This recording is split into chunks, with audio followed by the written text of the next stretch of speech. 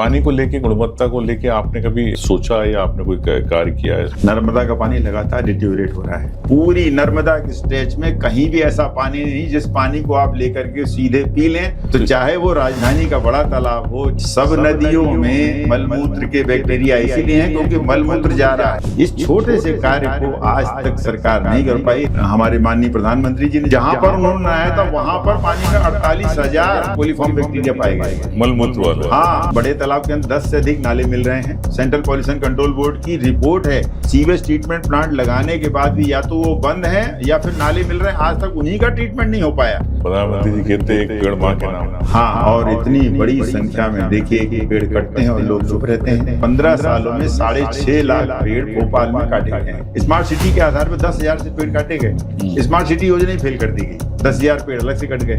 ऐसा हो नहीं सकता कि पेड़ कटे हों और आपके स्वास्थ्य पर उसका निगेटिव इम्पैक्ट ना पड़े। 20 साल पहले कार्बन डाइऑक्साइड का लेवल 280 ppm था, आज कार्बन डाइऑक्साइड का लेवल 450 ppm हो गया है। लेकिन इंदौर के AQI में भी भारी पोल है, जैसे अभी पानी की पोल खुली है ना, अभी आने वाले समय में आप देखेंगे हवा की भी बड़ी पोल खुलेगी। और स्वच्छता का जो सरकारी अवार्ड है ये तो बंद होना चाहिए। मतलब भोपाल की एक ही नदी है ना, उसको बचाने के लिए पूरी ताकत लगा दी, मैंने याचिका लगाई। नदियों के साथ सिस्टम भी प्रदूषित हो गया। मंडीदीप के पास में बेतवा और कलियासोत नदियों का जो गंदा पानी है उससे खूब सारा हमारे यहाँ फल फूल आ रहे हैं।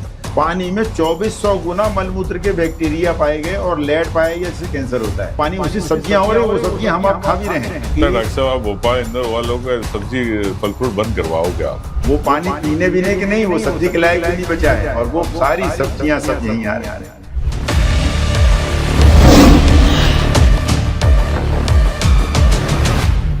नमस्कार साथियों, आप देख रहे हैं जनपक्ष विद उमंग सिंगार।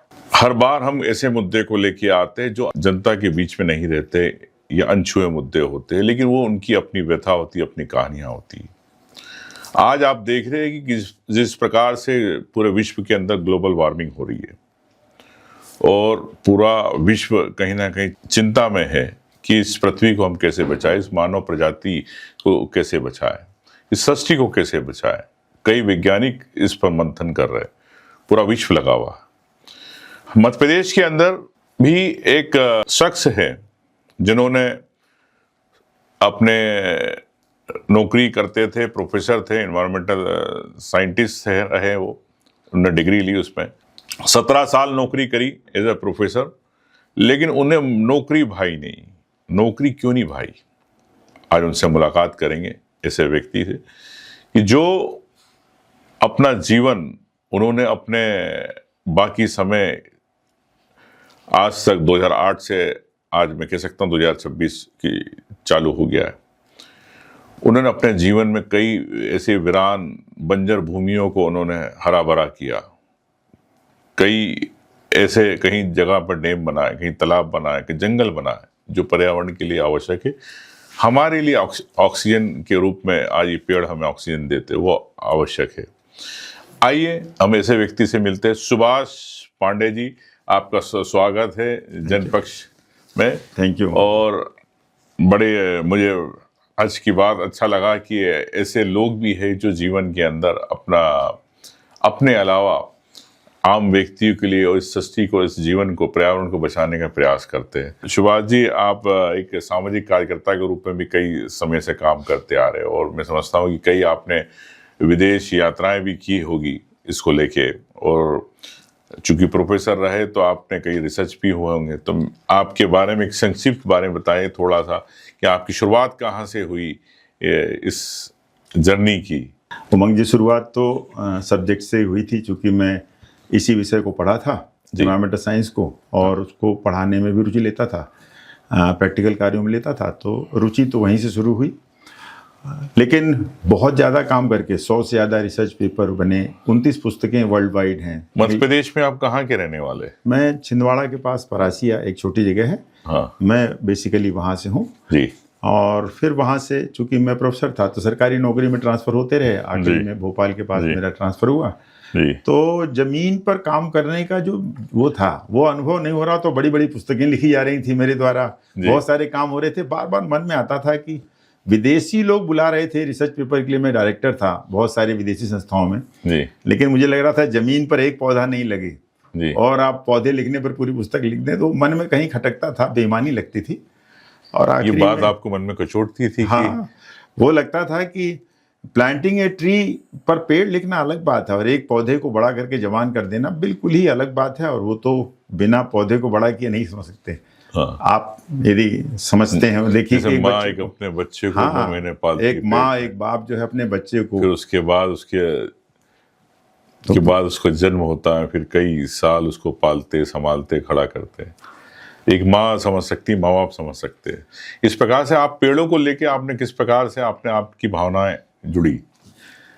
काम करते करते मुझे लगा कि नहीं, ये तो थियोरिटिकल जो एस्पेक्ट हैं, ये प्रोफेसरशिप और इससे नहीं हो पाएगा। बाद में चेयरमैनशिप भी दिया लोगों ने मुझे, जी प्रिविलेज भी दिए, लेकिन वो मुझे लगा कि ये सब प्रिविलेजेस से जो है वो ज़मीन पर काम नहीं हो पाएगा। और मन में जो है अपना ज़मीर, खुद का ज़मीर गवारा नहीं करता था कि ये तो केवल बोलने की बात हो गई। पर कहाँ उपदेश से आपको प्रेरणा मिली, कहाँ से शुरुआत हुई कि आपकी जर्नी की?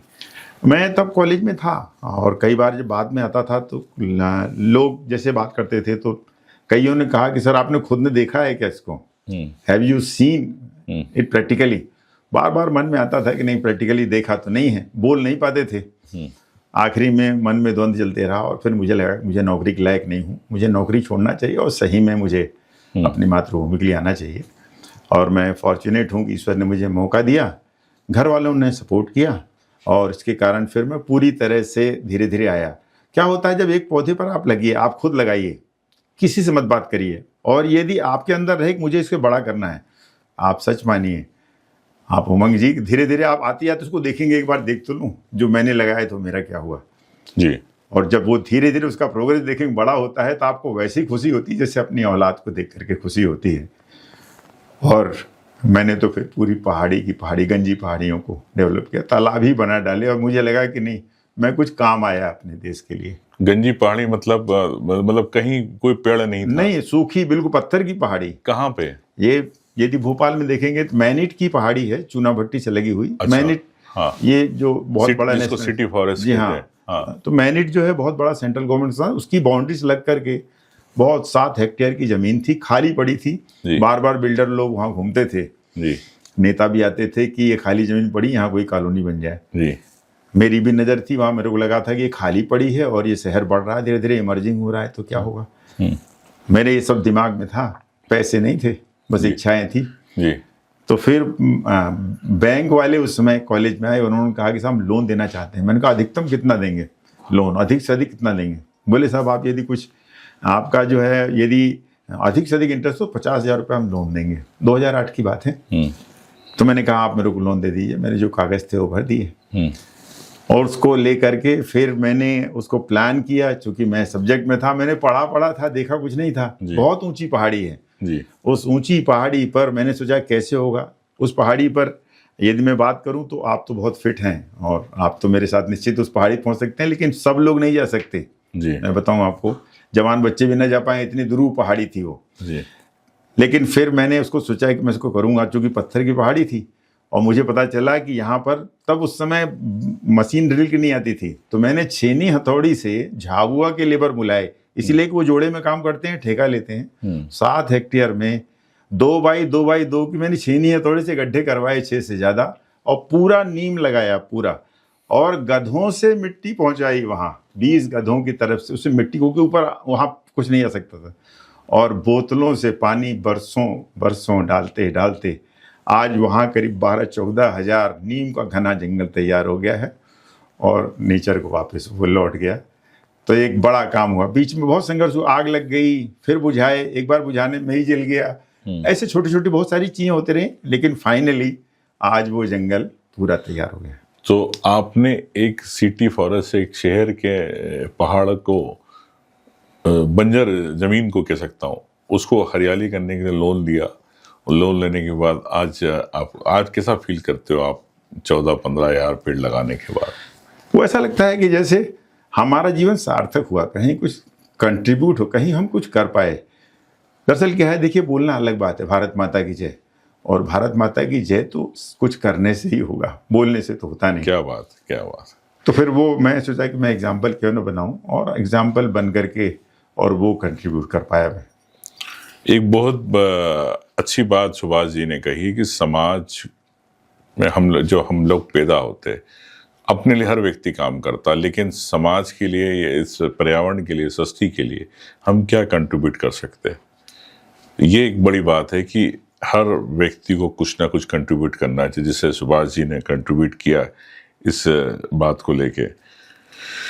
आपको कभी परिवार और समाज में कभी विरोध नहीं हुआ कि ये नौकरी छोड़ के कहाँ जा रहे हो पेड़ पौधे लगाने, इसको लेके कभी नहीं कहा? विरोध तो हुआ साहब। किसने कहा? पत्नी जो है वो बोलती थी कि तुम अकेले ही हो, तुम्हारे में पागलपन का नशा है, तुम अकेले क्यों हो। बोले हाँ, वो भी प्रोफेसर थी, नूतन कॉलेज है पास में, यहाँ पर प्रोफेसर थी। बोलती थी मेरे को कभी आज तक कोई आदमी नहीं था, तुम अकेले कैसे हो, ऐसे कैसे पढ़े हो तुम कि तुम ही बार बार जाते हो। लेकिन उसको लग गया कि मैं जुनून पे हूँ, तो उसने एक लिमिट के बाद उसने नहीं किया। बल्कि यहाँ तक भी हुआ कि मेरी पत्नी को जब मैंने ढेर सारी याचिकाएं, 61 से अधिक याचिकाएं नेशनल ग्रीन ट्रिब्यूनल में, हाई कोर्ट और सुप्रीम कोर्ट में मैंने लगाई हैं नदी जल जंगल जमीन को बचाने के लिए, तो मेरी पत्नी को बार बार प्रताड़ित किया गया। उसको कभी राजस्थान की बॉर्डर भेज दिया जाता था, फिर 15 दिन रह गए, फिर गुजरात, इधर महाराष्ट्र की बॉर्डर भेज दिया जाता था। और कमिश्नर बुला के बोलते थे कि सर जो है मैडम को समझाइए, सर का काम अच्छा है लेकिन सीएम साहब बहुत परेशान होते हैं और इसलिए उनको समझाइए। और आखिरी मेरी पत्नी को भी 9 साल पहले नौकरी छोड़नी पड़ी। उसको क्या कर रही? घर में बैठी है। उसको छोड़ना पड़ी, लेकिन उसके बाद उसने पहले जो प्रतिकार किया था, उसके बाद उसने समझ गई कि मेरे पति का जो इंटरेस्ट है उसमें मेरे साथ है। एक घटना बताऊं तो शायद आपको बहुत अच्छा लगेगा जी। मेरे बेटे हैं 2 जी। जो बड़ा बेटा था वो पुणे में पढ़ रहा था जी। घर वालों ने, मेरे चाचा जो मेरे भाई हैं, मेरी जो माँ है मेरी खुद की, वो लोग खूब रोए जो आपने कहा ना। उन्होंने कहा कि भाई तुम समझो, मेरे को समझाए। फिर उसको फ़ोन किया कि तुम्हारा बाप पागल हो गया है जी, उनको आगे समझाओ, बेटा पूरा घर का सत्यानाश कर रहे हैं जी। मेरा बेटा आया, वो वहाँ फर्स्ट ईयर पढ़ता था लॉ में जी। तो उसको बुलाया, उसको बोले कि उन्होंने समझाया, तो वो आया, 2 दिन रहा। 2 दिन बाद बोले मैं जा रहा हूँ, तुम उसको ट्रेन पर छोड़ने गए। ट्रेन पर छूटने समय उससे बोले कि पापा एक बात कहनी। मैंने कहा क्या? बोले आप नौकरी छोड़ने का जो सोच रहे हो आप जरूर छोड़ दो। मैं दंग रह गया। मैंने कहा तुमको किसने बताया? मैंने तुमको बताया नहीं। बोले नहीं, मुझे बुलाया इसीलिए गया था। लेकिन मैंने चूंकि आपके साथ वो जंगल में काम किया था, मुझे लग रहा पापा आप छोड़ दो, क्योंकि आपका मन जो है वो उसी में लगा रहता है। मैं तो ये बताने आया हूँ कि मैंने होटल में पार्ट टाइम जॉब कर लिया है, अब आपको पैसे नहीं भेजना पड़ेंगे। तो मुझे लगा कि एक बच्चे जो होते हैं उसका जीवन जो है, मुझे लगता है बाप का जीवन धन्य हो गया, जहाँ पर एक लड़का जो फर्स्ट ईयर में आया है और उसके मन में भावनाएं आ गई हैं और उसने कहा कि आप जरूर छोड़ो। मेरे को बड़ा संबल मिला, मेरे को बहुत संबल मिला। और इस तरह से परिवार का जो मोटिवेशन है, बहुत सारी तकलीफ काम आई। जान जोखिम में रहती है, कभी एक साथ में एक रास्ते में नहीं जा सकता, क्योंकि इतनी याचिकाएं हैं, इतनी सारी याचिकाएं लगी हैं, तो एक रास्ते में जा नहीं सकता, गाड़ी में अकेला नहीं जा सकता, टाइम से नहीं जा सकता। लेकिन बहुत प्रसन्न रहता हूँ, मुझे लगता है यदि कहीं स्वर्ग होगा तो मैं उसका आनंद ले रहा हूँ। देखिए, अगर पिता को अगर बेटा अगर संबल दे तो एक उस पिता के लिए बहुत बड़ी बात है। और मैं समझ सकता हूँ आपकी भावनाएं, कद करता हूँ। और जिस प्रकार से आपके बेटा ने आपको एक संबल दिया, मोटिवेट किया, पत्नी ने नौकरी छोड़ दी, 9 साल से घर पे है, कई जगह ट्रांसफ़र हुए, इसलिए ट्रांसफ़र हुए कि उनके पति डॉक्टर सुभाष पांडे जी जंगल की लड़ाई, तालाबों की लड़ाई, नदियों की लड़ाई लड़ रहे हैं। और वो क्यों लड़ रहे हैं? क्या खुद के घर के लिए? नहीं, वो हमारे समाज के लिए, हमारे क्षेत्र के लिए, इस पर्यावरण को बचाने के लिए। ऐसे व्यक्ति जो संघर्ष करते हैं जीवन के अंदर समाज के लिए, मैं समझता हूँ कि एक हर व्यक्ति के लिए एक प्रेरणादायक एक कदम है इनका। और मैं समझता हूँ कि आपके आंसू को मैं ये कह सकता हूँ कि इस समाज समझेगा आपकी भावना, इस पर्यावरण के लिए आपने जो योगदान दिया। निश्चित तौर से थोड़ा मैं भी इन मुद्दों पे भावुक हो जाता हूँ, लेकिन मैं कोशिश करता हूँ कि कई बार मैं कहता हूँ सभी को कि हम सब करते हैं अपने लिए, लेकिन मैं तो ये कहता हूँ कि कोई अगर 90% नहीं कर सकता तो 10% सिर्फ समाज के लिए सोचे। अगर 10% ही समाज के लिए सोच लिया तो अपने आप हम सब मिलके इस समाज को, सृष्टि को बचा लेंगे। हर मुद्दे से हम लड़ सकते हैं। ये मेरी सोच है डॉक्टर साहब। बहुत बढ़िया। हाँ जी। आपने बीच में हरियाणा पोर्ट अथॉरिटी के आप चेयरमैन भी बने थे जी। तो फिर वो आपने अचानक फिर क्यों छोड़ दिया? एक राष्ट्रीय सह संचालक हैं अभी भी वर्तमान में, वो मेरे पास आए थे और आके मुझे करीब 1.25 घंटे मेरे घर पे मुझे समझाते रहे कि हम चाहते हैं कि आपकी ज़रूरत हमें है, हमने आपको बहुत देखा है टीवी में और आपके जो पेटिशंस हैं उस पर देखा है, सब इन्वायरमेंट होते हैं, हम चाहते हैं कि आप एक पूरा हमारी अथॉरिटी संभाल लें। मैंने कहा कि मैं ना काम कर पाऊँगा क्योंकि मैं इस सेटअप का नहीं बना हूँ कि मैं कुछ भी करूँ। तो बोले नहीं, आपको पूरी फ्रीडम रहेगी, आपको मैं विश्वास दिलाने आया हूँ, लेकिन आप जरूर चलिए। उन्होंने कहा आपने 1-2 तालाब बनाए अपने पैसे से, मैं चाहता हूँ कि आप पूरे ही 22,000 तालाब हैं आप पूरा बनाएं और हरियाणा या पंजाब में चल के बनाएं क्योंकि वहाँ पानी बहुत ख़राब भी है और अच्छा है। बहुत समझाने के बाद मैं चला गया, लेकिन उमंग जी वहाँ जाने के बाद भी स्थिति मुझे कुछ ठीक नहीं लगी। जैसा उन्होंने आश्वासन दिया था उसके अनुरूप वहाँ था नहीं। मेरे पास 6 IAS थे, 2 वाइस चांसलर्स थे, पूरी अथॉरिटी मेरे पास थी, लेकिन नीचे के कोई अधिकारी ब्यूरोक्रेट्स ये नहीं चाहते थे कि मैं जिस तरह से काम करता हूँ। मैं तालाब जाता था, पानी उठा लेता था, पानी उठा के सूखता था। मुझे मालूम है कि मैं उसको देख के पहचान सकता हूँ क्योंकि मैंने उसमें काम किया है। बहुत गंदा पानी भी है, जैसे आपने अभी काफ़ी काम किया है, मैंने अखबारों में और टीवी में देखा है कि आप अभी इंदौर में गए थे। जी। पानी को केवल टेस्ट करने भर से नहीं है, पानी को देख करके, पानी के पास खड़े होकर उसका रंग देख करके, उसकी गंध को देख करके भी काफ़ी कुछ बताया सकता है। बशर्ते ये आप बहुत ध्यान से उसको देखें। मैं चूंकि इसमें रचने बसने लगा, लोगों को भाया नहीं कि ये तो सिर्फ ईमानदारी के काम होते हैं, तो मैं 10-10.5 महीने मैंने काम किया, फिर मैंने रिज़ाइन दिया कि मैं यहाँ बेहतर कर पा रहा हूँ, मैं वापस आ गया। क्या वहाँ के लोग नहीं चाहते थे कि पर्यावरण बचे या सिस्टम फेलियर हो गया था? क्या नहीं, वहाँ के लोग तो बहुत ज़्यादा चाहते थे। आप विश्वास न करेंगे, आज भी बहुत सारे लोग, क्योंकि वहाँ पर मैं बहुत घूमता था। फिर क्यों छोड़ दिया आपने? लोग तो बहुत चाहते थे, लेकिन जो प्रशासन है, जो मुख्यमंत्री हैं, जो कि मेरे ऊपर मुख्यमंत्री थे और मुख्यमंत्री के प्रति मैं जवाबदेह था, हर 4-6 दिन बाद मुख्यमंत्री जी बुलवाना मुख्यमंत्री जी का कि सर वो इंदौर से डेलीगेशन, वहाँ लंदन से डेलीगेशन आ रहा है, 900 करोड़ का प्रोजेक्ट है, 1400 करोड़ का प्रोजेक्ट है, थोड़ा सा उसको देखिएगा, इसलिए मैंने बताया था। और मेरे को तो एक ही नज़र से देखना आता है, जिस नज़र से मैं दिखता था मैं उसी नज़र से देखता था। मेरे तो आप किसी प्रोजेक्ट को लेके, पर्यावरण को लेके आप उसमें आपकी आपत्तियां आ जाती थी ऐसा? जितने प्रोजेक्ट आए लगभग सभी पर आपत्ति थी। हाँ। मैंने कोई प्रोजेक्ट, मैंने कहा नहीं, जो प्रोजेक्ट हैं वो एज पर नॉर्म्स होंगे तभी होंगे, प्रोजेक्ट जो है किसी की सिफारिश पर नहीं होंगे। लिहाजा मुझे लगा कि मैं ना कर पाऊंगा। हालांकि मैंने अप्लाई नहीं किया, मुझे तो ले जाया गया था, लेकिन फिर मुझे लगा कि मैं काम ना कर पाऊंगा।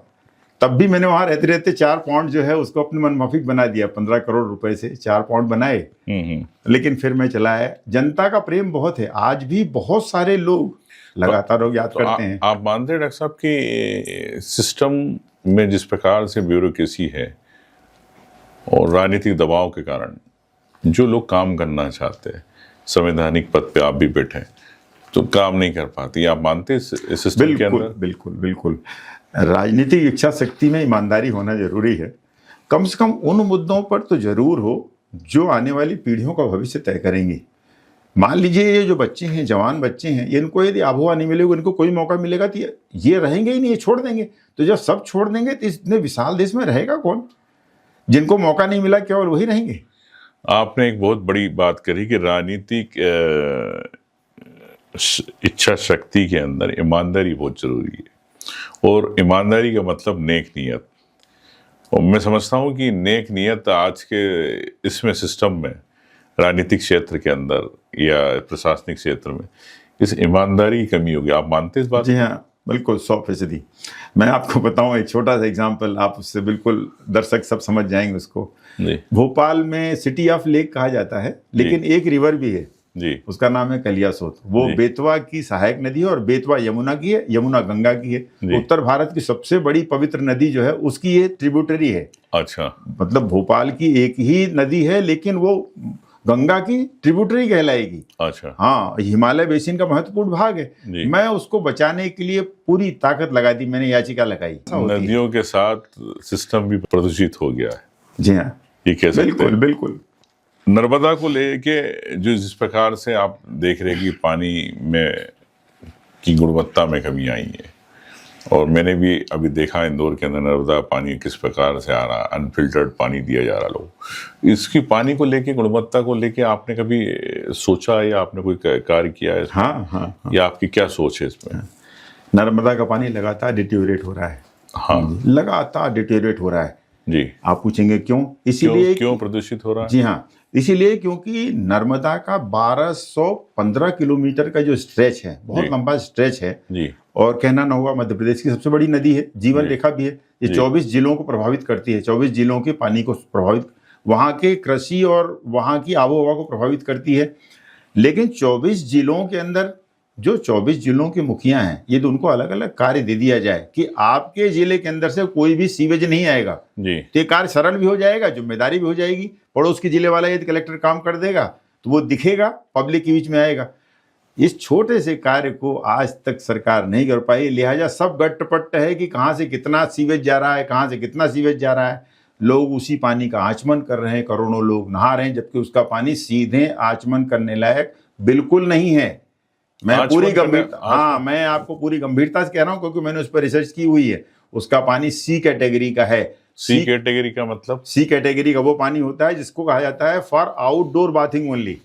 अच्छा। सिर्फ नहाने के, बाहर नहाने के लिए। जैसे ये जो बड़ा तालाब है, इसका पानी भी आउटडोर बाथिंग के लिए है। जी। जो पानी आउटडोर बाथिंग के लिए होता है, उस पानी को ट्रीटमेंट करके पीने योग्य बनाया जाता है। जी। तो ट्रीट करके किया जाता है, लेकिन आप वो पानी ट्रीट करने के बाद पिएंगे, आप उसका सीधे आचमन करके पी रहे हैं बार बार, तो इसका मतलब है आप तो गंभीर बीमारी को बढ़ावा दे रहे हैं। गंभीर बीमारी आपको होगी ही।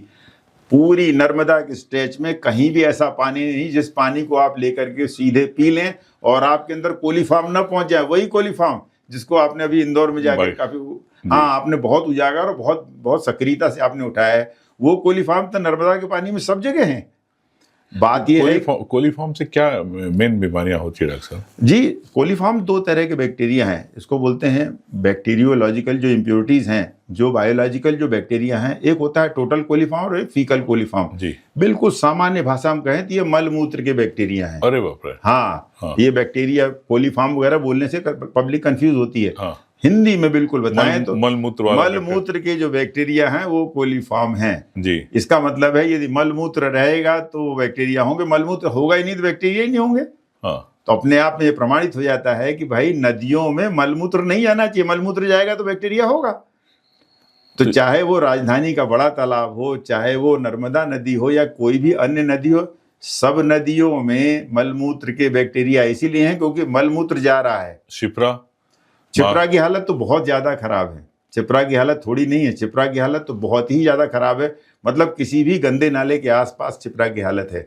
छिपरा के जो राम घाट और तमाम है, उसको दैनिक भास्कर के रिपोर्टर मेरे पास आए थे और लेकर के अभी तो सियासत आने वाला, वहां तो कई लाखों करोड़ों लोग डुबकियां लगाएंगे। अब वो कुछ ऐसा कुछ किया जाएगा कि पानी को लेंगे, ट्रीटेड पानी कहीं से लाएंगे, फिर ट्रीट करेंगे, फिर एक पॉन्ड के अंदर आर्टिफिशियल डालेंगे और उसको कह रहे हैं ओजोनाइजर लगा के साफ करेंगे। संभव है, लेकिन ऐसा प्रैक्टिकली संभव नहीं है, ऐसा हो नहीं पाएगा। आप याद करिए, पूर्ण कुंभ लगा हुआ था जी।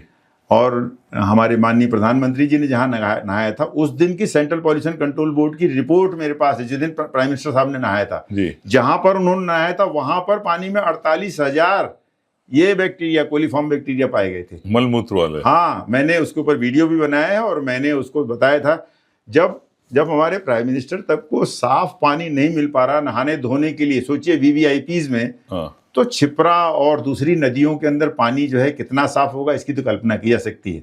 यही वो कारण था, आप ध्यान करिए कि स्टेट की पीसीबी सेंट्रल पीसीबी से लड़ गई और बाद में सीपीसीबी के अधिकारी का ट्रांसफर कर दिया गया था, इस सच्ची रिपोर्ट के मारे जो एनजीटी में प्रस्तुत होनी थी। प्रदूषण कंट्रोल बोर्ड के अधिकारी का ट्रांसफर इसलिए कर दिया गया कि प्रधानमंत्री जी नहाए और वो पानी जो कुंभ में था वो मलमूत्र वाला पानी था। प्रधानमंत्री जी, देश के प्रधानमंत्री अगर ऐसे पानी में, प्रदूषित पानी में नहाएंगे तो प्रदेश की जनता की क्या स्थिति है। मैं समझता हूँ कि ये राजनीति से ऊपर उठकर एक मंथन करना चाहिए इसकी, कि चाहे कांग्रेस हो, चाहे बीजेपी हो, चाहे नेता हो, चाहे सामाजिक कार्यकर्ता हो, चाहे पत्रकार हो, चाहे सिविल सोसाइटी के सदस्य हो, हम सब कहीं ना कहीं डुबकियां भी लगाते हैं और पानी भी पी रहे हैं। किस प्रकार पी रहे हैं, जिस एक एक्सपर्ट ने बताया कि ये कोलीफॉर्म बैक्टीरिया, मतलब मलमूत्र का जो बैक्टीरिया है, वो आज हम लोग ले रहे थे। तो इनसे बीमारी तो आएगी। इस बीमारी को रोकने के लिए क्या व्यवस्थाएं होना चाहिए। डॉक्टर साहब, आपको क्या लगता है कि सरकार क्यों नहीं कर पाती? इतने करोड़ों, हजारों करोड़ रुपए खर्च करती है और आपने कहा नर्मदा में पानी जा रहा है, गंदा सीवेज का पानी जा रहा, मलमूत्र का पानी जा रहा, तो क्या कारण है कि नदी हो चाहे तालाब हो, इतना हजारों करोड़ रुपए सरकारों ने खर्च किया, तो क्या ये पैसा सही तरह से लगा नहीं, पैसा भ्रष्टाचार में गया, कि और कोई कारण है? नहीं, इसका तो एक ही आंसर है साहब कि ये पैसा वहाँ प्रॉपर पहुँचा नहीं ईमानदारी से, और ये भ्रष्टाचार की भेंट चढ़ गया।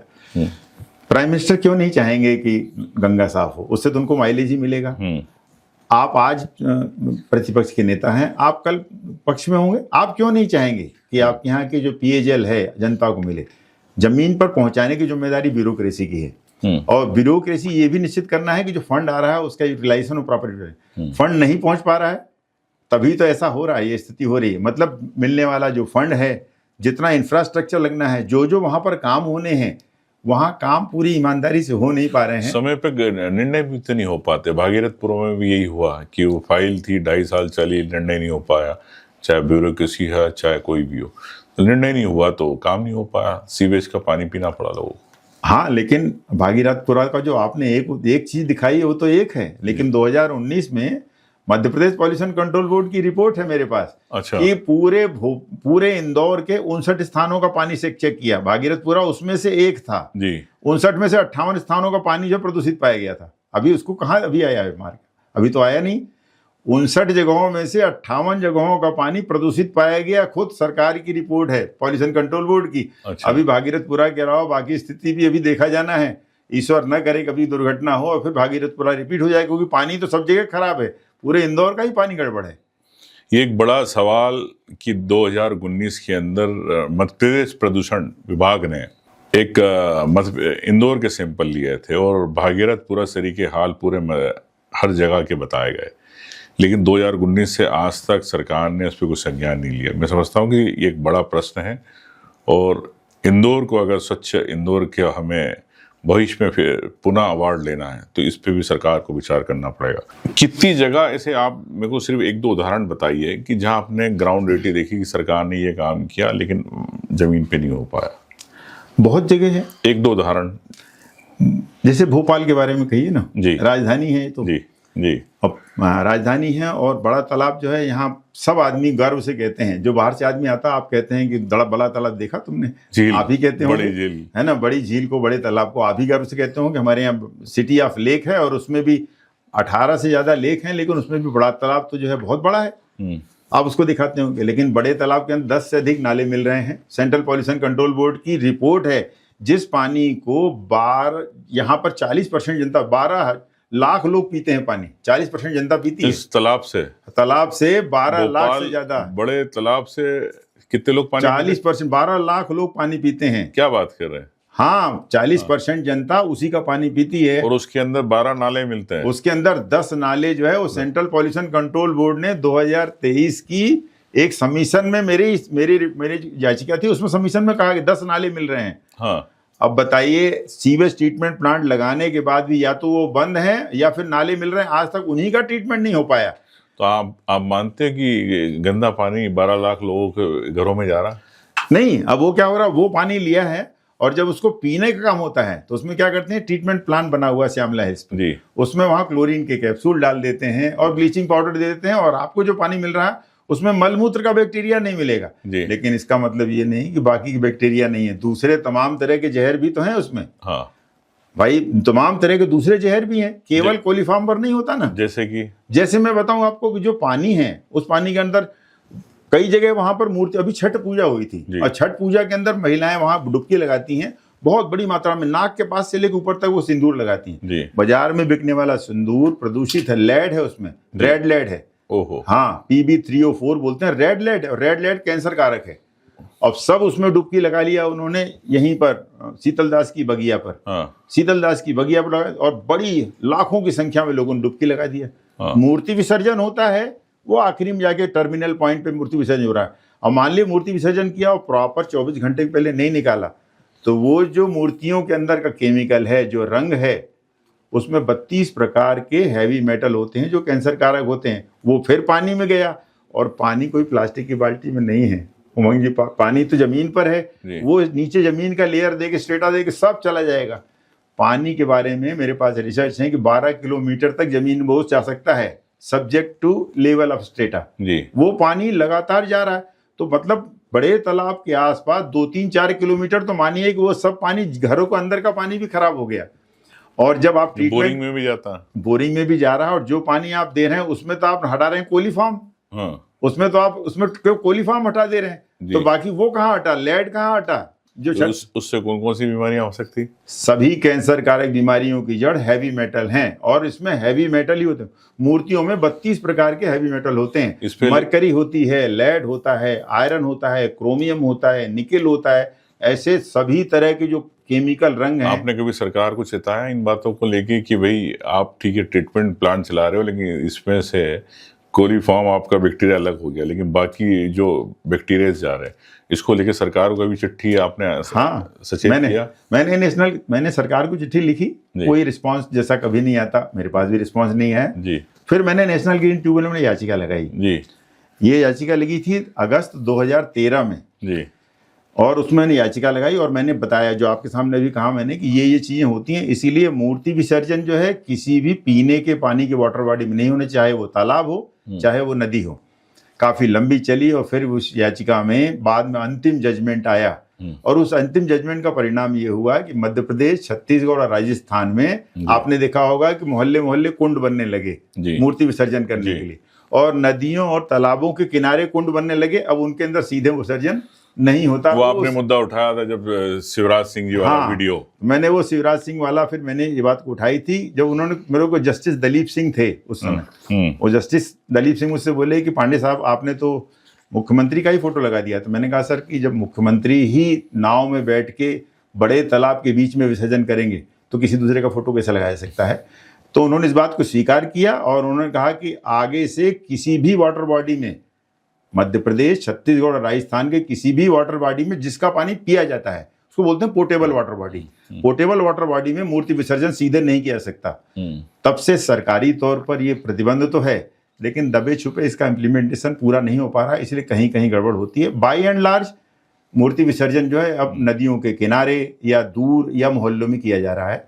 वो एक माइलस्टोन जो है वो जजमेंट बाहर आया, उसका इम्प्लीमेंटेशन भी कुछ हद तक हो रहा है। आपने अयोध्या बाईपास पे पेड़ कटाई को लेके मुद्दा उठाया था, तो पेड़ कटाई को लेके आप क्या मानते हैं? पूरे प्रदेश के अंदर जिस प्रकार से पेड़ कटाई चल रही है, हम सिंगरौली गए थे, कई लाखों पेड़ काटे जा रहे हैं, इनको लेके आप क्या सोचते हो कि ये एक सिर्फ एक उद्योग, एक कमर्शियल, इसके लिए जिस प्रकार से काटा है, इसको लेके आपकी क्या सोच, आप क्या मानते हो? बहुत ही बड़ा, ये तो मार्मिक और बड़ा सेंसिटिव पार्ट है। लोग एक एक पौधा लगा करके और फेसबुक और व्हाट्सएप पे बोला करते हैं कि मैंने पौधा लगा दिया, और इतने बड़े पेड़ों को, प्रधानमंत्री जी कहते हैं एक पेड़ माँ के नाम। हाँ, और इतनी बड़ी संख्या में देखिए कि पेड़ कटते हैं और लोग चुप रहते हैं। ये तो बहुत बड़ी कायरता है।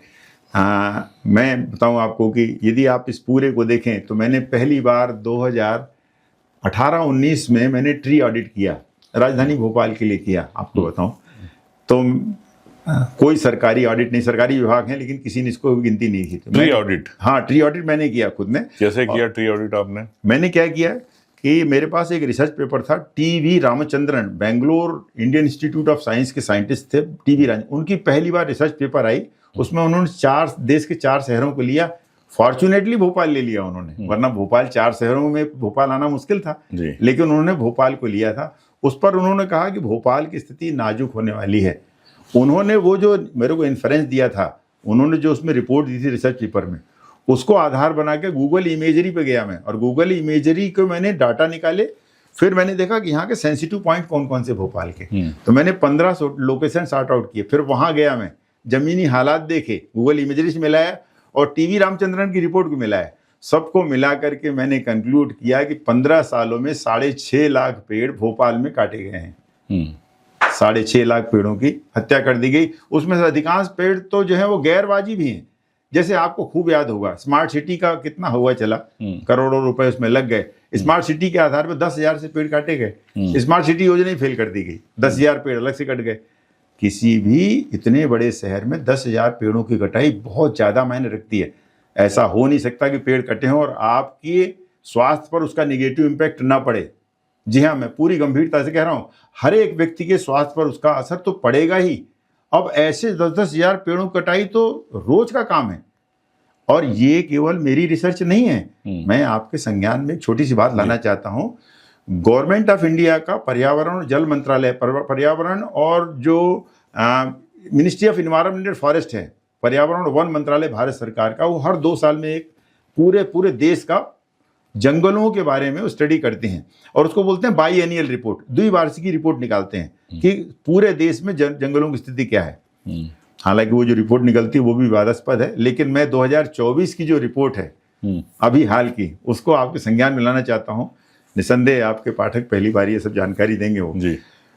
उन्होंने जो गवर्नमेंट ऑफ इंडिया ने जो रिपोर्ट दी है, उन्होंने कहा पूरे देश में, भारतवर्ष में सब जगह, अधिकांश जगह हरियाली बढ़ी है, लेकिन पूरे देश में मध्य प्रदेश ऐसी जगह है जहां पर हरियाली बहुत ज्यादा कम हो गई है।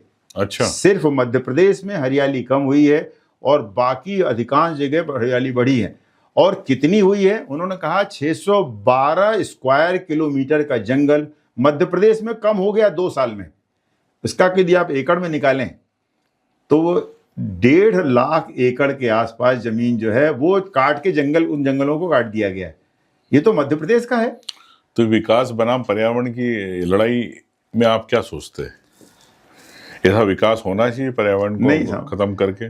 जो विकास की अवधारणा है उसका अंग्रेजी में नाम है सस्टेनेबल डेवलपमेंट। देखिए, सस्टेनेबल डेवलपमेंट होता साथ साथ विकास जी। विकास हो, औद्योगिक विकास हो या मानव जीवन का विकास हो, लोग उसके साथ प्रकृति के साथ छेड़छाड़ करेंगे तो हमारा अंतिम जो है हमारा विकल्प वो प्रकृति ही है। अभी जब कोरोना के समय ऑक्सीजन की सबको याद आई थी, हर आदमी ऑक्सीजन करता था, और उस ऑक्सीजन का जो मुख्य स्रोत है पेड़, वो तो खत्म होते आ रहे हैं, उनके बारे में कोई सोच नहीं रहा है। यदि ऐसी स्थिति रहेगी तो ऐसा ना हो कि मध्य प्रदेश कहीं ऐसी जगह खड़ा हो जहां पर लोग हवा पानी के लिए परेशान और धीरे धीरे यहाँ से पलायन कर दें। क्योंकि जो स्थिति भारत सरकार ने खुद ने रिपोर्ट जारी करके कही, वो तो बहुत बड़ी चिंताजनक स्थिति है। कितनी बड़ी संख्या में पेड़ों की कटाई हो रही है और लगातार पेड़ों को काटे जा रहा है। आपने सिंगरौली का उदाहरण दिया, वहां लाखों पेड़ काटे जा रहे हैं। किसी उद्योग को बनाने के लिए पेड़ काटना, ये तो बड़ा विचित्र बात है। कहीं स्मार्ट सिटी बनाना और पेड़ काटना, स्मार्ट सिटी को पेड़ के साथ रहना चाहिए। आपके हिसाब से क्या उपाय होना चाहिए? होना तो ये चाहिए, मान लीजिए स्मार्ट सिटी की योजना भी होती है तो उनके पास ये रहना चाहिए कि किसी भी स्थिति में जो पेड़ हैं वो पेड़ बने रहेंगे, उसी के अंदर स्मार्ट सिटी का जो और ये जो कोयला खदान है जो जिस प्रकार से दी जा रही पूरे के पूरे साफ किए जा रहे, इसमें हाँ, जैसे आपने बक्सवा के बारे में कह रहे हैं या सिंगरौली के बारे में कह रहे हैं, हाँ, इसमें आपके क्या सोचते हैं कि मुझे पेड़ ना कटे? और देखिए, उसका 2 तरीका है। यदि किसी को बहुत ज्यादा पेड़ काटना हो, जैसे मैंने स्विट्जरलैंड में, मुझे सरकार ने बुलाया था, मैं वहां भी था, वहां पर ऊपर से देखिए कि जो पेड़ लगे हुए हैं उन पेड़ों की नीचे गहराई कितनी है। हर पेड़ की जड़ होती है, उसको बोलते हैं रूट। ऊपर का पोर्शन होता है शूट और नीचे का होता है रूट। तो जितना शूट होता है उससे थोड़ा कम ही रूट होता है। उसका अंदाज लगा के उसके नीचे 5 फीट और छोड़ करके उसके नीचे आप करेंगे तो वो पेड़ भी बचा रहेगा। उसके नीचे लोग चैनल बना देते हैं, किलोमीटर्स में 20-20 किलोमीटर के चैनल बना देते हैं, और वो पेड़ भी बचा रहेगा और आपका जो है पर्यावरण भी नष्ट नहीं हुआ। इसको लेके भारत सरकार को आपने कोई सुझाव नहीं दिया इस प्रकार से? हाँ, नहीं, भारत सरकार माइंस को लेके मैं सेंट्रल पॉल्यूशन कंट्रोल बोर्ड गया था, वहां जाके मैंने बात की है तो उन अधिकारियों ने बोला कि सर आपकी बात को आप ही कहें, क्योंकि हम लोग कहेंगे तो बोलेंगे कि ये तो अवज्ञा हो रही, ये क्या करके आ गए। लेकिन सरकार को इस पर करना चाहिए। ऐसा आप मानते हैं कि अन्य देशों में इस प्रकार से हो रहा है? बहुत सारे देशों में जहां पर आपको जरूरत पड़ती है वहां आप अंडरग्राउंड आप माइनिंग करिए, ऊपर का पोर्शन हटा दीजिए, क्योंकि वो जो पार्ट है, स्विट्जरलैंड में भी आपने देखा? मैंने देखा वहां 20 किलोमीटर की सुरंग लंबी है और 20 किलोमीटर के ऊपर पहाड़ लगे हुए हैं, लदे पहाड़ है, लेस ग्रीन है। पहाड़ों को डिस्टर्ब नहीं किया गया और नीचे अंडरग्राउंड में आपने माइनिंग भी कर ली, बाद में उसका उपयोग भी कर लिया किसी तरह से, यदि आपको करना है तो। ऐसा क्यों हो रहा है हिंदुस्तान में, आप क्यों मानते हो ओपन कास्ट माइनिंग? देखिए, यहाँ तो नासमझी है और बहुत सारा ऐसा होता है कि जो लोग इसमें लगे हैं, जिनके स्टेक्स हैं, उनके मन में कहीं न कहीं मलिनता है और उनको इसके प्रति कोई अटैचमेंट नहीं है, वो पर्यावरण के प्रति कोई रुचि नहीं रखते, उनको अपने दोहन से मतलब है और दोहन करके उसको छोड़ के जाना चाहते हैं।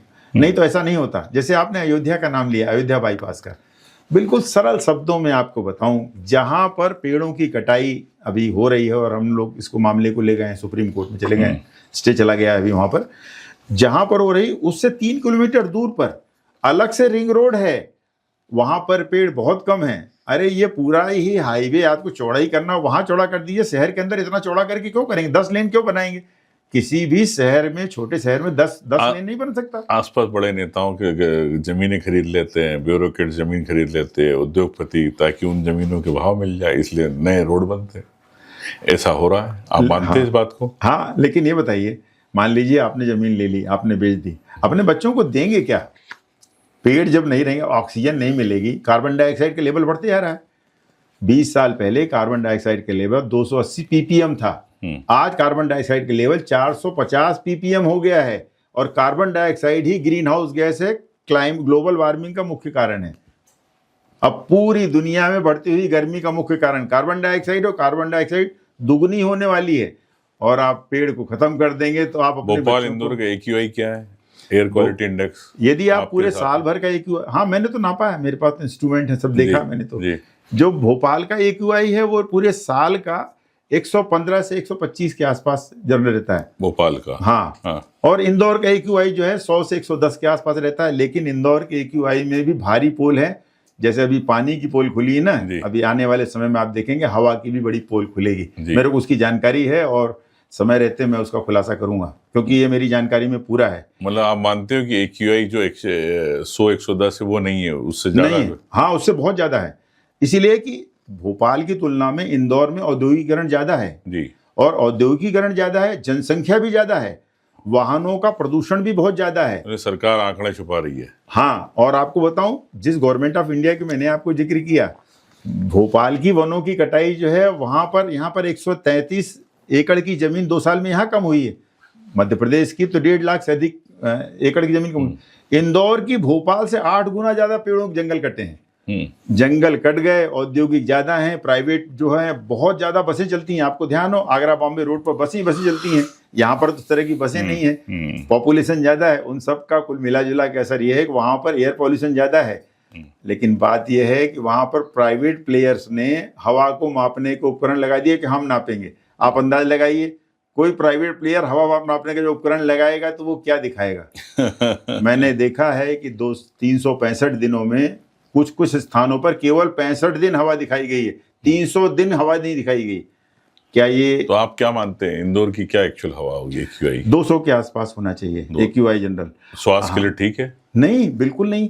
भारत सरकार खुद कहती है कि 50 AQI के ऊपर जो चीज रहेगी वो आपके स्वास्थ्य के लिए नुकसान करेगी। और वो 50 तो आपको पहाड़ों में मिलती है। हाँ, वो तो हिमालय की तराई पर मिलेगी। यहाँ दर्शकों को ये जानना बहुत जरूरी है, भारत सरकार ने AQI को लेकर के जो खुद ने अपना फ्रेम किया है, दरअसल वो दुनिया का नहीं है। दुनिया में कहा है कि सालाना AQI 5 होना चाहिए, सिर्फ 5 AQI रहना चाहिए साल भर का। भारत ने 50 कर रखा, हमने 10 गुना बढ़ाया और हमारी स्थिति जो है कि हम 200, 300, 400 रह रहे हैं। इससे अंदाज लग सकता है कि हम किस हवा में जी रहे हैं। सरकारों को समझ में नहीं आती बातें, मानव स्वास्थ्य, मानव जीवन के साथ मजाक हो रहा है। हाँ, और उसका परिणाम ये होगा कि हम आप तो समय काट लेंगे, आने वाली पीढ़ियों में जो सक्षम होंगे वो कोई नहीं रुकना चाहेगा। हम ऐसा क्यों चाहते हैं कि हमारे बच्चे हमारे पास न रुके? ऐसा कैसे चाहते हैं? यही बच्चा वहां जाके ठीक रहेगा या तो देश छोड़ेगा। हाँ, वो देश छोड़ देगा, या उम्र कम हो जाएगी। उम्र तो कम सबकी ही हो रही हो, तो उम्र कम होना स्वाभाविक, क्योंकि जो हवा के प्रदूषक हैं, स्पेशली जो पॉल्यूटेंट्स हैं या जहरीली हवा है, वो हमारी लाइफ को लगातार कम करते जाते हैं और वो हमारा जो लाइफ एक्सपेक्टेंसी है वो लगातार कम कर रहे हैं। उसके प्रति बचने के पीछे तो केवल वही कारण है कि प्रकृति से छेड़छाड़ न करें। ये सब प्रदूषण पानी हवा से आप कितना मानते हैं डॉक्टर साहब की कितनी उम्र इंसान की जो सामान्यता है कि 70 साल स्वस्थ रहता है, उसके बाद ठीक है 70-80 साल, तो आप कितना मानते हो कितनी उम्र कम हो जाएगी यदि हो रही है? यदि आप भोपाल इंदौर की बात करें तो एक आम आदमी की लाइफ यदि उसके पास प्रदूषण नहीं होता 7 साल अधिक होती। हाँ, अपनी आयु 7 साल अधिक जिंदा रहता है यदि इंदौर भोपाल का रहने वाला प्रदूषण है तो। और नहीं, प्रदूषण होने के कारण वो 7 साल तो अभी गए और ये प्रदूषण बढ़ रहा है। हो सकता है 5 साल बाद आप पूछेंगे तो हो सकता है वो 10 साल लाइफ के कम हो जाए। इसमें दिक्कत ये है कि 40 साल के बाद कोई बच्चा अपने आप को कह नहीं सकता कि वो स्वस्थ है। और दिल्ली की क्या हालत है? दिल्ली में 10 से 12 साल कम हो गई है। 10-12? हाँ, 10 से 12 साल। जहाँ प्रदूषण ज्यादा है वहां पर, जैसे डॉक्टर सुभाष पांडे जी ने बताया अपने अनुभव और जो एनवायरनमेंट में आपने रिसर्च करी, और उसके हिसाब से इंदौर भोपाल के लोगों की 7 से 8 साल उम्र कम हो गई। अगर और किसी शहर में होते तो यह 7-8 साल उनका जीवन में ज्यादा होता, ऐसा आपका मानना है? जी हाँ। और दिल्ली के मामले में आप कहते हैं कि दिल्ली प्रदूषण वाला है तो वहां 10 से 12 साल उम्र कम हो गई है। तो ये सिर्फ एक पॉडकास्ट नहीं है, एक जानकारी है आपके लिए, एक अलर्ट है, एक सूचना है कि हम हमारे देश, हमारे शहर को किस प्रकार से खत्म कर रहे हैं, हम ही लोग कर रहे हैं। मैं समझता हूँ कि सिविल सोसाइटी को आगे आना पड़ेगा। जब सरकारें सोती है, सरकार नेता सोते हैं, अधिकारी सोते हैं, तो उस देश की सिर्फ सिविल सोसाइटी होती है जो उसको जागरूक बनाती है। ठीक है, मैं सभी ने ब्यूरोक्रेट्स के बारे में नहीं कहना चाहता हूँ, नेताओं के नहीं, कई लोग अच्छा भी काम कर रहे हैं सामाजिक रूप से और सोचते भी है, लेकिन हम सबको फिर वापस से एक बार मंथन करना पड़ेगा। एक और बात, आपने भोपाल का क्रूज बंद करा दिया जी कोर्ट के आदेश से, अब वहाँ शिकारा चालू हो गए। हम भी गए थे उस दिन, मुख्यमंत्री जी ने इनवाइट किया था शिकारे पे। तो शिकारे से कोई प्रदूषण आपको लगता है कि नहीं?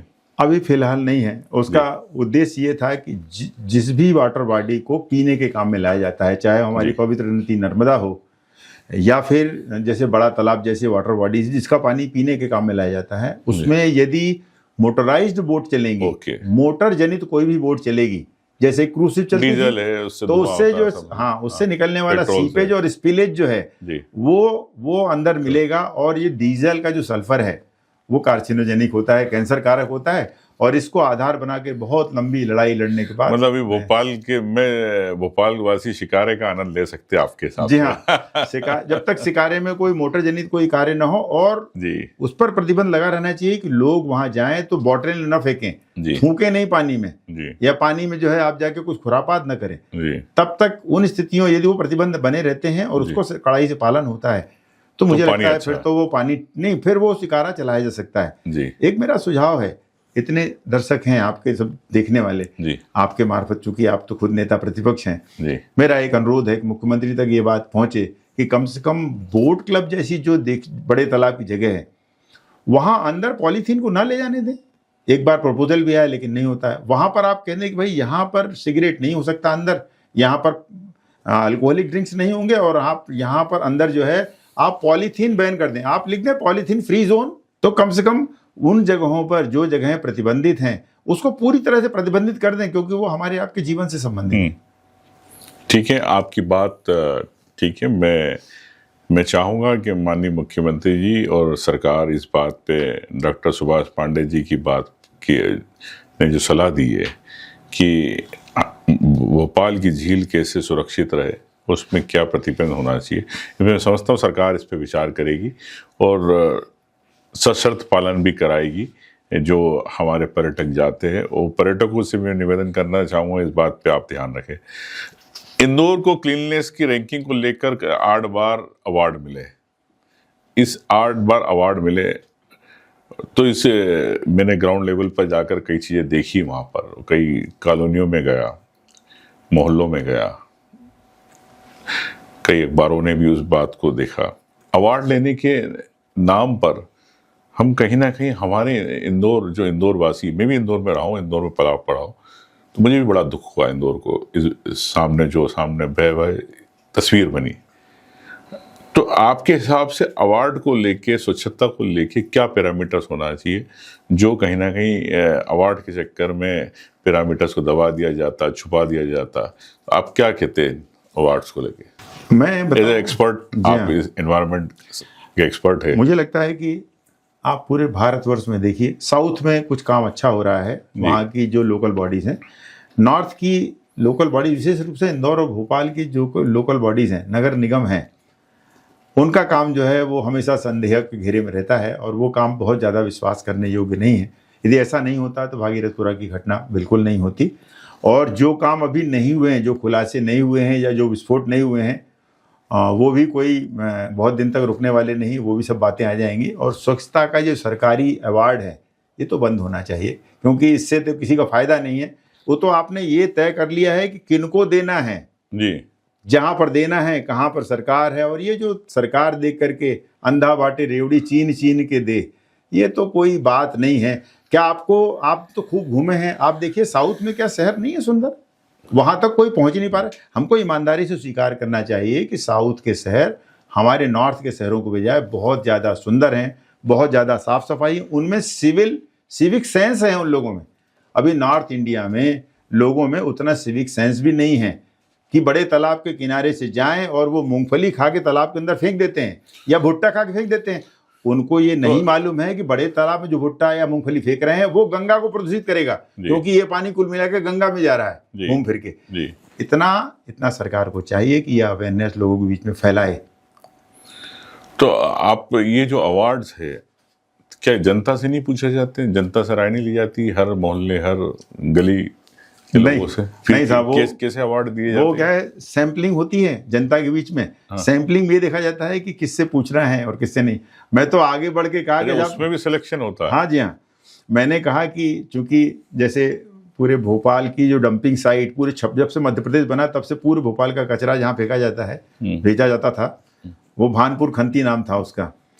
अब वो जो खंती है वो 30 फीट नीचे थी, कचरा डलते डलते 56 से कचरा डलते डलते पूरे शहर का वो 40 फीट ऊपर हो गई। और वो 37 एकड़ का बहुत बड़ा कचरा का राउंड हो गया। आसपास के 10-12 पूरे जो गांव थे वो खराब हो गए। क्योंकि मुझे अनुभव था, मैंने 4 साल लड़ाई लड़ी। क्यों खराब हो गए?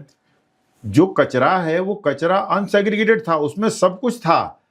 उसमें मरीजों के कटे हुए अंग भी थे, तमाम बीमारियां थी, मरे हुए जानवर, 50 से अधिक जानवर प्रतिदिन मरते हैं, वो भी उसी में थे, जानवर भी उसी में थे। और मल था, मूत्र था, मेडिकल नॉन मेडिकल सब चीजें थी। और वो धीरे धीरे जमीन के अंदर जा रहा था। तो आसपास के गाँव में बोरिंग में रिस्क चला गया सब जगह। मैंने जब बाद में उसको कोर्ट में ले गया और मैंने टेस्ट करवाने के लिए कोर्ट से अनुरोध किया, और कोर्ट ने मेरे अनुरोध पर 1 किलोमीटर, 3 किलोमीटर और 5 किलोमीटर की पेरीफेरी में पानी का टेस्ट किया। तो 5 किलोमीटर दूर भी पानी में 2400 गुना मलमूत्र के बैक्टीरिया पाए गए और लेड पाया गया, जिससे कैंसर होता है। अरे बाप। हाँ, ये मैं तो आपको। और वहाँ के लोग पानी पी रहे हैं और सब अनअवेयर, उनके पास तो कोई साधन नहीं था। वो पानी, उसी सब्जियां हो रही, वो सब्जियां हम आप खा भी रहे हैं भोपाल में। हाँ, वो क्या मजाक कर रहे हो आप? जी हाँ। और ये तो पूरे कोर्ट में बात हुई कि जब सब्जियां हमारे यहाँ, कोई भोपाल के आसपास 50 किलोमीटर कोई नदी तो है ही नहीं यहाँ पर। हाँ। यहाँ पर तो यही है जो बड़े बड़े नाले हैं, और इन्हीं से बात होती है। नदी के नाम पर बेतवा है, जो नाले से भी बदतर स्थिति में है। कलियासोत है, उसकी अंतिम सांसें गिन रही है।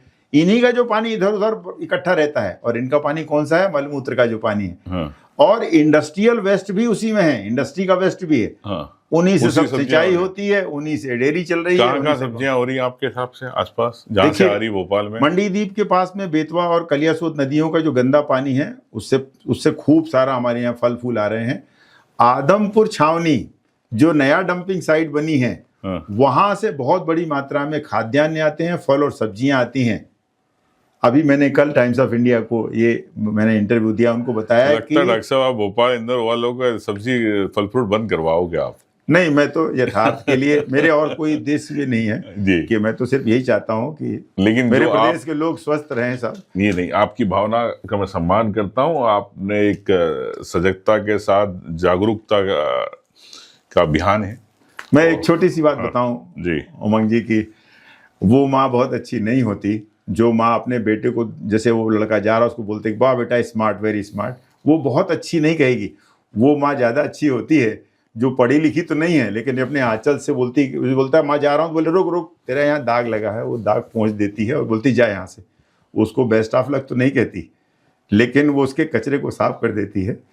तो समाज को हम लोगों को इसी रूप में लेना चाहिए कि हम अपने देश से बहुत ज़्यादा प्रेम करते हैं, इसीलिए हम उस गंदगी को साफ करके आपके सामने बताना चाहते हैं ताकि आने वाले फ्यूचर को हम बेहतर कर सकें। तो नॉर्मली पानी का पीएच डॉक्टर साहब क्या होता है कि जो पीने योग्य होता है? वैसे तो शुद्ध पानी जो है 7 पीएच का होता है जी, है ना। ठीक है। पीएच मतलब होता है पानी में अम्लीयता, हाइड्रोजन आयन कॉन्सेंट्रेशन या अम्लीयता। जी। 7 स्टैंडर्ड साइज है लेकिन सेंट्रल पॉल्यूशन कंट्रोल बोर्ड ने कहा है कि 6.5 से 8.5 तक का जो पीएच है जी, वो रेंज पीने के पानी के अंदर बीच में रहेगी जी। इसी तरह से टीडीएस के लिए कहा है जी। टीडीएस जो है 500 तक टीडीएस रहेगा तो वो पानी पिया जा सकता है, लेकिन 500 से अधिक टीडीएस हो जाएगा तो वो पानी पीएच नहीं रहेगा जी। यदि पीने का पानी है तो उसमें कोलीफार्म, जिसको आपने पहले चर्चा की थी, आपने भी वहां जाके काफी बड़ा इन्वेस्टिगेशन भी किया है जी। जो कोलीफार्म है वो टोटल और फीकल कोलीफार्म का मान 0 होना चाहिए। पीने के पानी में हर 100 मिलीलीटर में एक भी बैक्टीरिया नहीं होना चाहिए, तब जाके वो पानी पीने योग्य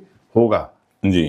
तो ये तो गवर्नमेंट के नाम्स हैं, उसको बोलते हैं BIS 2012, bureau of Indian standard. इस नॉर्म के हिसाब से तो पानी कहीं मिला ही नहीं तो अब देखिए ना, पानी की स्थिति तो बहुत इतनी ज्यादा खराब है कि जो पानी आप निकाल रहे हैं, आप नर्मदा का पानी नर्मदा में ले लेंगे तो आपको लग जाएगा 1600-1700 तो उसमें। अच्छा, जो सेंट्रल पोल्यूशन के हिसाब से अगर 6.5 से 8.5, तो अगर 8.5 से ऊपर अगर पीएच हो तो वो क्या पानी पीने योग्य है?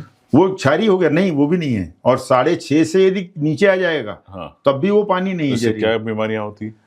शरीर के अंदर अम्लीयता बढ़ जाती है, बहुत सारी स्किन डिसीज बढ़ जाती हैं जी। मतलब बहुत सारे चमड़ी के रोग पैदा हो जाते हैं, बहुत सारे ऐसे हैं जो फिजिकल जो डिसऑर्डर पैदा हो जाते हैं, गैस्ट्रो इंटेस्टाइनल बीमारियां पैदा हो जाती हैं, पेट जन्य तमाम तरह की बीमारियों का जो कारण, जो शुरुआत होती है उल्टी दस्त से। जी हाँ, और वो शुरुआत हो जाएगी और तमाम तरह की बीमारियां आपके अंदर। किडनी पे भी इफेक्ट पड़ता? जी हाँ, वो तो फिर बॉडी के अंदर ऐसा नहीं हो सकता कि पेट के अंदर कोई खराब हुआ। पेट वो जड़ है जिससे सारे अंग धीरे धीरे आपको अफेक्टेड होते हैं। पानी में भी सफाई होना चाहिए, आंखों से सफाई नहीं दिखना चाहिए। जी हाँ, तो कभी ना पानी में जनता को सफाई दिखती नहीं है। मेरा तो आपसे विनती है, जैसे आप अभी भागीरथपुरा गए, पास में 12 किलोमीटर दूर है। जब मैंने इस 4 साल लड़ाई के बाद यहाँ की डंपिंग साइट बंद करवा दी, नई डंपिंग साइट चालू करा दी, और वो है आदमपुर में, बहुत दूर नहीं है, 12 किलोमीटर है। वहाँ पर 7-8 गाँव के लोग, या तो वो ट्राइब्स हैं या फिर बहुत गरीब लोग हैं जिनके पास पूरे कपड़े नहीं हैं, और उनका पूरा 7 गांवों का पूरा भूजल खराब हो गया है, जहर हो गया है। उसमें 100 गुना से ज्यादा आयरन मिला है। मैं बताना चाहता हूं, आयरन माने कैंसर पैदा करने का हैवी मेटल, 100 गुना। 0.3 मिलीग्राम पर लीटर होना चाहिए, 30 मिलीग्राम मिला है। ये सेंट्रल पॉल्यूशन कंट्रोल बोर्ड की रिपोर्ट कह रही है 100 गुना ज्यादा प्रदूषण मिला है। वो पानी पीने के नहीं, वो सब्जी के लायक भी नहीं बचा है, और वो सारी सब्जियां सब यहीं आ रही हैं। उनको पीने के पानी तो मान लीजिए शासन जो है वो नगर निगम अपनी तरफ से टैंकर से दे भी दे रहा है, और लोग दूसरे गांव से पानी लाते हैं रोज। लेकिन बाकी सबका क्या होगा, नहाने धोने का क्या होगा, सब्जियां जो आ रही हैं उसका क्या होगा। एक दिन जरूर आप जाए, एक बार जाके देखिए। यदि आपकी जरूरत पड़ती तो मैं आपके साथ चलूंगा, लेकिन वो खुलासा आपके मार्फत उठेगा, क्योंकि आप जो है संवैधानिक पद पे, आपके मार्फत से यदि उठेगा ना तो वो विधानसभा में भी जाएगा, वो देश के बारे में, और उसको कम से कम उन गरीबों को 2 जून की रोटी और पानी तो मुहैया हो सके। आज पूरा पानी वहाँ खत्म हो गया। मैं कोर्ट में केस लड़ रहा हूँ, सुप्रीम कोर्ट चला गया केस। मैं यहाँ से अभी नगर निगम के ऊपर मैंने 1 करोड़ 80 लाख की पेनाल्टी करवाई उन्हीं के लिए। कितने गाँव हैं? 7 गाँव आसपास है। चलिए इस पे मैं एक प्रोग्राम बनाते हैं, चलते हैं जी। मैं समझता हूँ कि आपने हर बात पे अपनी बात के रखी, चाहे भोपाल को लेके, चाहे इंदौर को लेके, और इस समाज इस बात को समझेगा आपकी बात को। और सुभाष जी, मैं आप जिस प्रकार से सेवा कर रहे हैं इस सामाजिक क्षेत्र के अंदर लोगों की, पर्यावरण के लिए, तो मैं जनपक्ष की ओर से आपको धन्यवाद देना चाहता हूँ। आप तरीके जैसे लोग को प्रणाम करता हूँ मैं कि आप लोग एक ईश्वर के रूप में है जो लोगों को बचा रहे हैं, तो मैं आपकी भावना का सम्मान करता हूँ। Thank you sir, thank you very much, धन्यवाद। जनपक्ष में फिर हम दोबारा मिलेंगे किसी नई सक्सेस के साथ, लेकिन इस मुद्दे पे जो बातें हुई, आपने देखा कि जिस प्रकार से सुभाष पांडे जी ने गंभीरता के साथ, जवाबदारी के साथ और कई लड़ाइयों के बाद, कई संघर्ष के बाद, चाहे इनको इसमें इनकी नौकरी, पत्नी की नौकरी इनको खोना पड़ी, बच्चों की समय पे फीस नहीं भर पाए, बच्चों ने संबल दिया, बच्चों ने कहा कि हम होटल में काम कर लेंगे पापा, लेकिन आप आपका शौक, आपका जो जुनून है पूरा कीजिए। कईयों ने इन्हें पागल कहा, लेकिन ये पागलपन नहीं है। ये पागलपन किसके लिए? हमारे लिए, इस समाज के लिए, इस शहर के लिए, इस हरियाली के लिए, इस हवा के लिए। इसको पागलपन नहीं कह सकते हम लोग। ये इनका एक हमारे लिए एक त्याग है।